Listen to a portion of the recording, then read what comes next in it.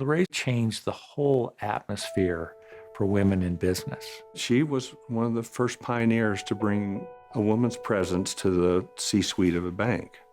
A women's bank was necessary in those days. Women could not get credit in their own names. Women didn't have checking accounts. They either had them with their father or with their husband. The women's bank wasn't just for women. It helped a lot of really strong men succeed. As strong and enduring as the Rocky Mountains they stood beside, as visionary as the views of the Grand Plains they looked across, the women inducted into the Colorado Women's Hall of Fame are trailblazers whose work has improved and enriched our lives. They are teachers, scientists, ranchers, leaders in business, education, religion, and the arts. Women who have been recognized for their many contributions to our state, our country, and the world.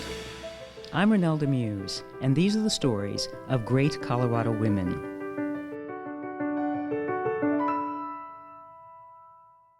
When I first came to Denver in 1955, women were just not seen in positions of authority whatsoever. When she was growing up, there weren't women bankers. They were secretaries and ran errands and made coffee, et cetera, et cetera. One of her best attributes was her ability to build teams, not only intellectually, but also financially. And she developed a reputation of being someone who was smart, was quick, honest. She changed things that most women would not have attempted. LaRae was extremely effective at providing leadership for women throughout the Denver community. LaRae helped them start businesses. She believed in them. And she told them that she believed in them. And she expected them to succeed, which is very powerful. I had a wonderful opportunity to grow up in Salt Lake City, Utah. Her family joined the Church of Jesus Christ of Latter-day Saints in Armenia in the late 1800s. My grandfather there was a rug merchant and a money lender. During that time, there was a lot of conflict in Armenia, and her family was told, you need to leave. They were told by the mayor of the town, take your family and leave because the Turkish army will be coming in the next couple of weeks and they may kill all of your families. Her grandfather packed up their family and moved to Salt Lake City. The Mormon missionaries helped them leave Armenia just before the terrible genocide where 1.5 million Armenians were slaughtered by the Turkish government. LaRae was born during the Depression. Times were tough. Mom was a homemaker and very bright woman. Her dad worked at the Amoco refinery. She was the oldest of 4 kids. From the time I was very young, we had to learn to work and do things that helped the family. During the summers, there was a family and they raised lots of fruits and vegetables, and we would go pick strawberries for 2 cents a cup, and we'd pick cherries for 3 cents a pound, and I used to be pretty good at climbing up the trees. We had to pick cherries with the stems on them so they stayed fresher. Work was an ethic I grew up with and loved it and still do to this day. I loved school. I was very active in a lot of different activities. And from the time I was very young, I learned to be competitive. I think I got that from my mother. LaRae's mom was a very good athlete and played softball. And so LaRae started playing softball when she was a teenager and became a catcher on the fast pitch team known as the Shamrocks, the Utah Shamrocks. They came in second nationally. She was the youngest person on the team. Some of the women with whom she played were in a league of our own. She was a great tennis player. I also was a president of the girls' swimming club. Embarrassing, I can't swim, but I was still president of the club, so I guess I was meant to be a leader. If you were to ask LaRae of all the sports she excelled in, what is her favorite? She'd tell you basketball. We had some pretty good teams. In those days, women's basketball, you could only play a half a court. We always had to look quite a ways to find another girls' or women's basketball team. We would go up into Idaho, up into the state of Washington, and then we'd go out to California and play women's teams out there. I finally joined another team so we could play the whole court. The Harlem Globetrotters would come into Salt Lake and play basketball, and we'd get to play the preliminary game. For her and her family to be able to go to college, she would have had to do it all on her own. They weren't wealthy by any means. I don't think that was in her vision at that point in time. So she took another route and decided she wanted to be a banker. She recognized early the importance of working hard, and she wanted to be a professional. And in that era and within that culture, that was unusual. At that time, my banking career was moving. I had started as a messenger girl at a Salt Lake City bank. It was called Tracy Collins Trust. And her first assignment was to make coffee for the board meetings. And that was a real challenge for LaRae because being a member of the church, they didn't drink coffee and she didn't know how to make coffee. And so they were very kind to her and explained to LaRae just how you prepare coffee, and she picked it up quickly. And within a few weeks, I received my first promotion, which was from messenger girl to coin wrapper. I got so good that I could get 50 pennies there without counting them. And so I kept that coin wrapper's job plus the messenger job. Then I was promoted to file clerk. Now, these were very important jobs to me because I was starting my way up the ladder. And the interesting thing is every time I got a new promotion, somehow I still kept those other two jobs. They never gave up the first job to have her do a higher ranking job. They just kept adding the jobs. So then from file clerk, I went to loan typist, and eventually at that bank, I became head of the FHA Title I loan department. Then I became secretary to the officers of that bank.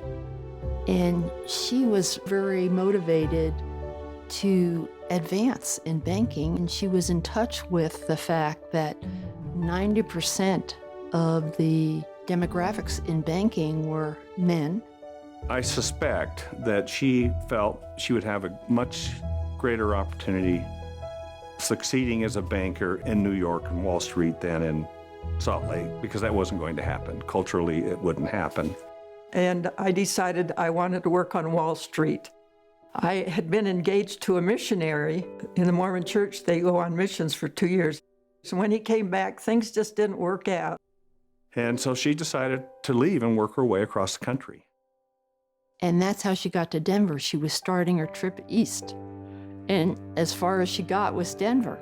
I settled here and got a job in a bank as a secretary to the officers. And then proceeded up, up, up. I still wanted to go to Wall Street, but I was moving up in the ranks. When she started out, she wanted to be a loan officer. And, one of the things that you wanted to do as a loan officer is, the banks would send you to banking school to get the training and get the knowledge that they wanted you to have. That was not afforded to women. They would only send men, and they would only pay for men. For 14 years, she went to graduate banking school and used every single summer vacation to do so. And then she went into night school and got all her certificates through ABA, American Bankers Association. But she had to do it all off work. And the men got to do it during the day, and the bank always paid for it. And as she enhanced her skills and abilities, she became of value to the men that she supported. And at some point, it was reasonable that she could benefit the bank if she were an officer. It had to be frustrating for her. She was training future men presidents to take over. And I think finally she got to the point where she just asked, when am I going to be president? And he said, LaRae, this city is not ready for a woman to be president of a major bank. After Herman and I had had the conversation about why I couldn't become president of the bank, a women's group had approached me and presented me with a proposal starting as president of the Women's Bank. It was a hard decision. I had been with Guarantee Bank for 20 years, and yet I kept knowing that this was the peak of my career there. In the 70s, women couldn't get loans. They weren't financially literate. And a very influential group of women decided that Denver was prime to have a women's bank. They looked around, and of course, the highest ranking woman in banking in Colorado was LaRae. And I had a great customer following. I had a large loan portfolio and had made many good relationships with my customers. And it was a momentous decision for her to go with a group of untried women who didn't know a lot about banking, if anything. One day I woke up and said, why am I being so reticent? Why don't I just take the risk and see what the reward's going to be? And after that, I never looked back again. She felt it was such an important mission and that she could make a real difference in women's lives and their financial well-being. Women really could not have the authority to sign off on anything without the approval or signature of their husbands.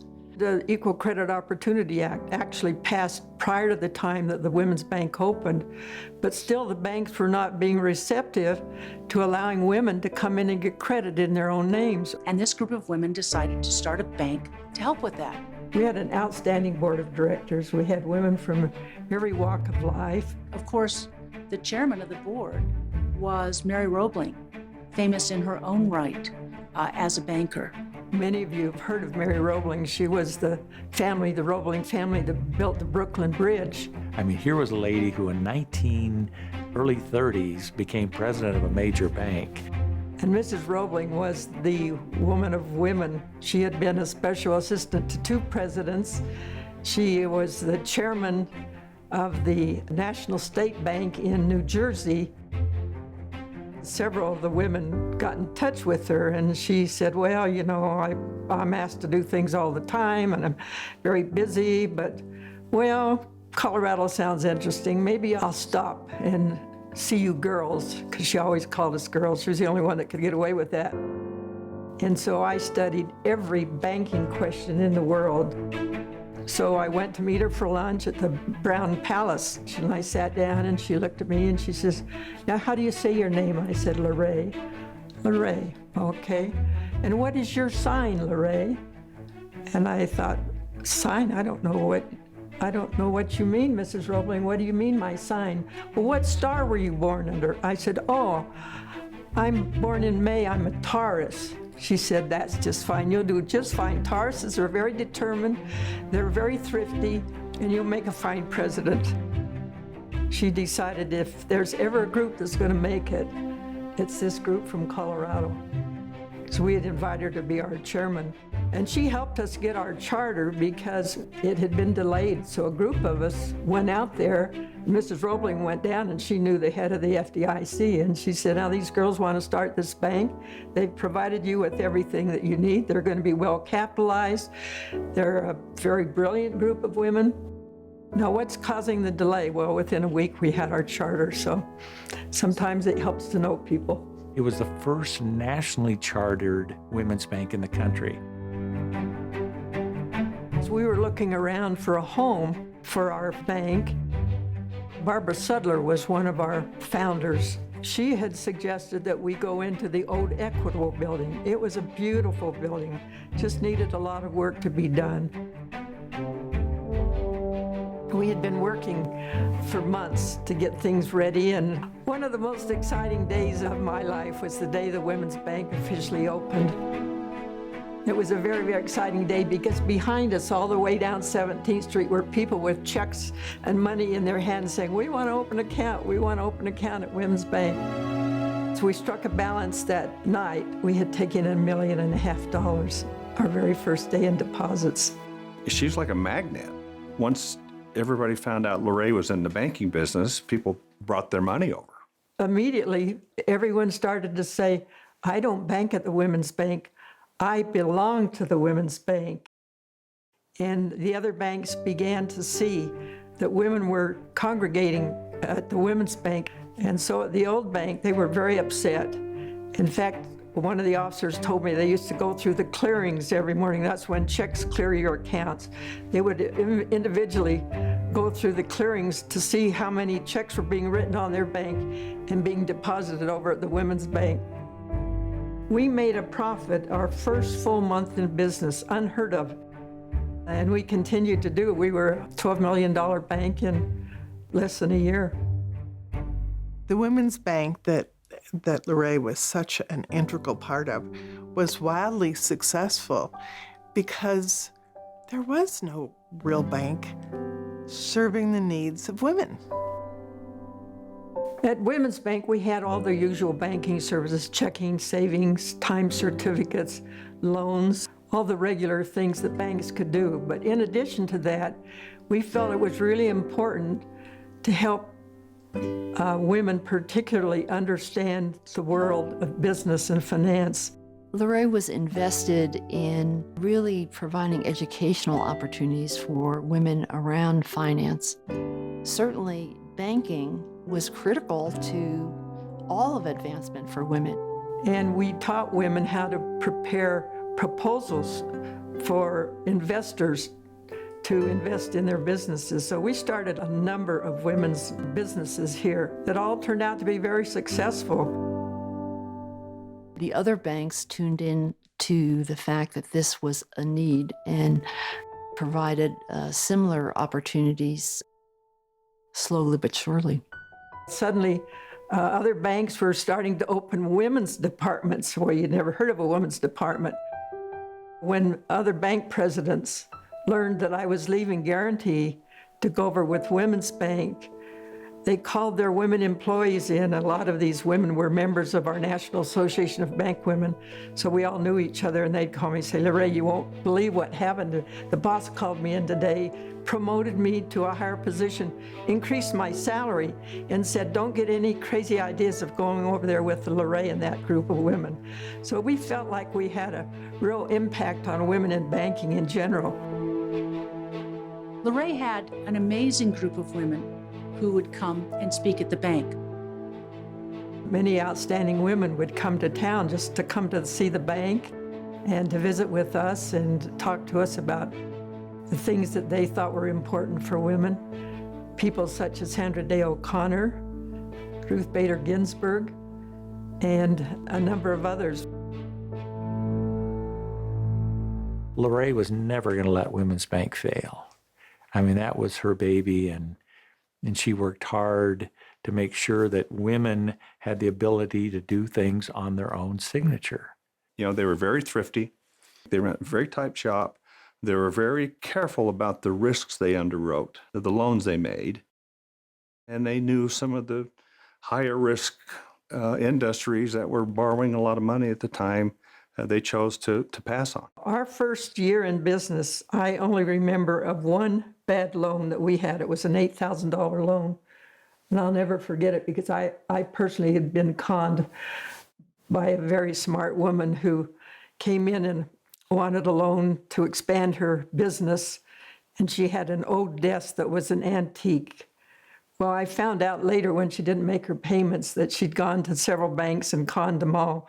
We all had an $8,000 loan on this on this desk, but I have to say I learned a lesson. That's why Women's Bank was so successful. She never veered from the process. You know, the bank, the numbers had to make sense. You know, the timing had to make sense. If they don't, you walk away. And she also is a visionary and understood certain businesses in the future would do very well and certain businesses would not. In 1986, they changed the real estate laws. A lot of buildings were just going up because of the tax benefits. They weren't really making any money, but the tax benefits were so great that they just built the buildings. Well, when they changed the law in 1986, all of a sudden, all these buildings had to make sense on an income expense basis, and they weren't. So all these buildings were getting foreclosed on, and that's where the savings and loans, Columbia, all those S&Ls got in trouble, and they started to fail.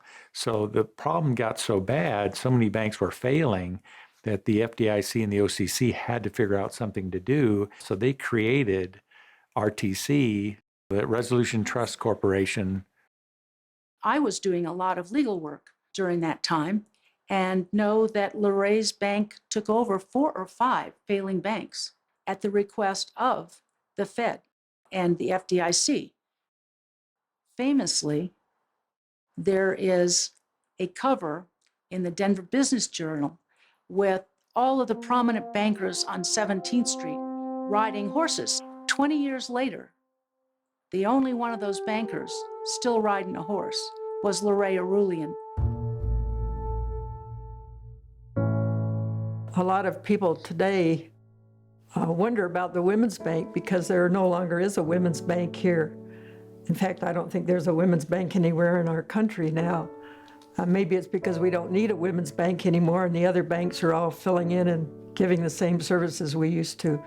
The Women's Bank was sold, as many banks are, in order to get bigger, and because it had shareholders, and because the shareholders would make a tidy profit from the sale of the bank.